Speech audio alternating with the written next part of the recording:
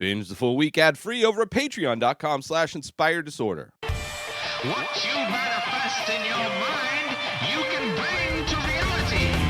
What is up, everybody? Welcome to Swipe Up, the show where I share some of my favorite posts from Instagram. This is the 128th episode of the show where I do that. So let's get it started with a post that shook me to my core. It is something that I've come across multiple times during this pandemic, and that is also a sign that I spend too much time on my phone. And that is when you see you are all caught up. You've seen all the posts, all the new posts from the last 3 days. And when you're on Instagram for too long and you've seen everything, you get this message, and it's a bummer. It is a bummer. It's also a bummer because when you get this message, you're going to get it pretty regularly because you're not going to be, if you have that kind of addiction to your phone where you're getting this message, you're not going to be able to put it down and step away from it long enough for the people you follow to repopulate your feed with enough stuff to where you're not going to see that. And there was a rough patch during probably last summer where I got this message quite a bit. And it's like, it's really a wake-up call and a sign of where you're at with your life when you catch up on your Instagram feed. And it's not like I don't follow a lot of people. I'm sure Josh Potter follows a lot of people. But there's just times where you're just on your phone. There's nothing going on. Or you have something on in the background, so it doesn't really matter. You're just on your phone while you're listening to a thing. It's a bummer. It's a bummer. So I feel your pain, Josh. You know, everybody's a loser at some point. All right, let's move on now to some more weather-related tragedies going on. This one, Eastern Kentucky got flooded. This is from March 2nd. Just people in a boat going down what I would imagine is a main street in Kentucky, and the water levels up to, up to like the awnings of businesses. Just crazy. It's crazy, just the amount of flooding. We're getting this constantly now. Just with the climate change and all that. You got Texas freezing, which wasn't the first time Texas froze, but it was something that shut a lot of people down, and there's probably still people without power and water in some parts of Texas, I would imagine. And then you're getting flooding like this, which I'm sure happens. I mean, you see flooding. Houston in Texas gets a lot of flooding as well. But it's just like we're going to get more and more. California, we're probably going to have a ton of fires coming this summer. I mean, there was a ton of fires last summer. I don't think we've gotten a lot of rain necessarily, so there's not a ton of growth for things to burn during the summer. But I would imagine it's, fire season. Thankfully, where I live, the only natural disaster aside from drought, flooding could potentially, I mean, the one time I saw all our kind of canals full and, it washed away a few roads. It was never anything like this, but it could be. It could be if we didn't have all the giant washes that we have in the desert. But earthquakes are the thing that we would get affected by. So, houses, power outages and stuff. All right, so hopefully everybody is being safe out in Kentucky, getting to dry land. I just can't imagine living in a place like, Eastern Kentucky or like New Orleans where it gets flooded, where it's like, everything's built under sea level, and just crazy. But moving on now to some news. Khamzat Chimaev, I should say, who's been a real big prospect in the UFC. They've put a ton of promotional stuff behind him. They've been trying to get him scheduled to fight like highly ranked guys to really get some competition under his belt, to get some names on his resume. But he's one of the fighters to have gotten COVID, and he's one of the fighters to have long lasting effects due to COVID. Cody Garbrandt also having issues recovering from COVID. But Kazamat, apparently he went and trained and felt like shit, and he posted online that he was retiring. Then Dana White posted this. He went in fucking trained today. He felt like shit and got super emotional and posted that. He's not supposed to be training, but the guy is a savage. He he wants to fight like every fucking weekend, and now he can't even train. So he just got emotional and posted that, but he ain't quitting.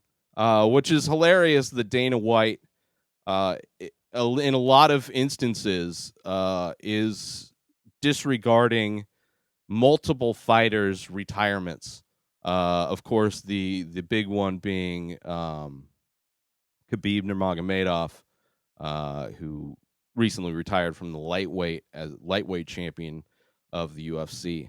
But Kazmat, I mean, he still hasn't proved himself in the UFC. I mean, he had dominant performances, one punch knockout win, and then just a completely dominant win over another guy. But they're both like not big name guys, so he hasn't really had big competition. So, and because of COVID, he's just who knows when he's going to fight. If he does, I mean, he said he retired. I don't know if there's a post where he said, there was like a joking post where he said he drank too much wine, kind of referring to the Paulo Costa excuse for losing to Israel Adesanya. But I think the most interesting part is how much Dana White, like Dana used to be the guy who's like, if a fighter is even thinking about retirement, then they should retire. And now he's like, to people who have actually tried to retire, he's like, no. He's like pressuring them to stay. But he's like, he knows it's like a cash cow because they've invested so much money in this guy, and he hasn't really fought anybody yet. So I'm sure it's a financially motivated for him to do that. Let's move on now to something that's really going on in the art community that I'm slowly educating myself on, which is the NFTs, the non-fungible tokens, basically selling digital art, any kind of digital file. So it could be an image, a GIF, MP3. People have sold text documents, which I think would like a recipe was one of the text documents. But it basically turns your digital art into a Bitcoin of sorts. And people can, and they get minted, and they can you make money. Artists are making money. Specifically, Eddie Gangland's been a real big proponent of this, and I've recently myself started looking into it, and I'm going to be for sure getting into it. I have tons of digital. I've been cranking out digital content for over a decade. So if I can sell those and earn some Bitcoin, that would be amazing. So this is a picture of basically printing money in a lot of ways. I don't know the details of it enough. Like, I've got enough of a grasp of what's going on with the NFTs to kind of, keep, going. There's a few things that I still need to get educated on, but I'm definitely not educated enough to be able to describe what it is. One of these days I will, once I nail it down. But so far I'm able to wrap my head around it enough to understand what's going on and see the potential for it. Just to being able to sell you, and you get royalties. So if the person who buys your digital art sells it down the line, you can designate what percentage of royalties you get, from like 10 to 30%. So it's something that as it gets collected and traded, the creator of that piece continues to get revenue. revenue. So I think it's just a great any way for artists to make money is amazing. So go check out Eddie Gangland. He's doing a lot of that right now, successfully. And last but not least, Georgia House passes GOP bill rolling back voting access. Of course, Georgia, one of the key states that flipped for Biden, and one of the states that is should be a blue state. But a lot of these states, especially the swing states, there's a lot of voter suppression that goes on, and that we've seen. I mean, you see videos around election time with lines stretching blocks, and cars just in line, just like tons of people waiting forever. In California, voting was the most effortless thing ever. And in Georgia, they're trying to make it a lot harder, trying to remove mail-in ballots, trying to just do a bunch of things that would make it more difficult, give them more of a reason to throw out votes that would go against the Republican Party, which is disgusting. But some on the federal side, they've passed some bills that I think are going to counteract that. And I just think it's exposed now. It's exposed in a way that it's never been exposed, where we're seeing the voter suppression firsthand. There's people in those states, actively grassroots style going door to door to help counteract all the suppression that's going on. But yeah, not surprising that the Republicans doing everything they can to make this country less free. But let's do some shout outs and get out of here, shall we? Shout out to Josh_Potter. Shout out NPR, MMAJunkie.com. Shout out to Kamzat_Chimaev. Get well soon.